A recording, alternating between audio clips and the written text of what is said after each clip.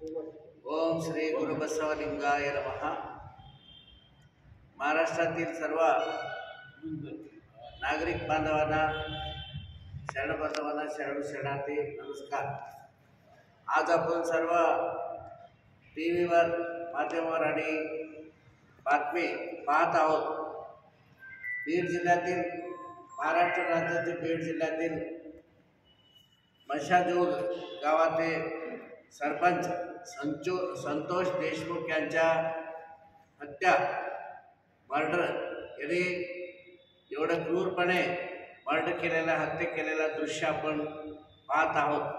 हे आपण लिंगायत समाजाच्या वतीनं, महाराष्ट्र आणि कर्नाटक सगळे लिंगायत समाजाच्या वतीनं, लिंगायत धर्म महासभेच्या वतीनं आपण निषेध करत आहोत आणि संतोष देशमुख यांच्या कुटुंबाबरोबर आपण आहोत आणि संवेदना व्यक्त करत आहे।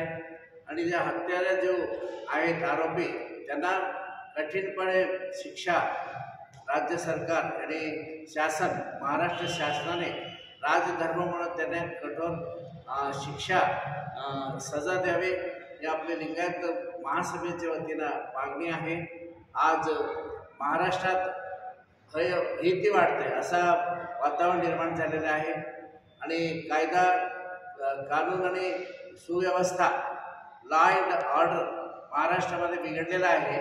महाराष्ट्र शासनाचे सुधारणा करून द्यावे आणि ह्या संतोष देशमुख जे सरपंच होतं त्यांच्या हत्याऱ्यांना, आरोपींना कठीणपणे शिक्षा देऊन आणि कुटुंबाला न्याय लाभावे आणि त्यांच्या कुटुंबाबरोबर आपण सर्व आहोत आणि आपले संवेदना व्यक्त करत आहोत। महाराष्ट्र शासनाने कठीणपणे शिक्षा त्या हत्यारांना द्यावी, ही आपली मागणी आहे।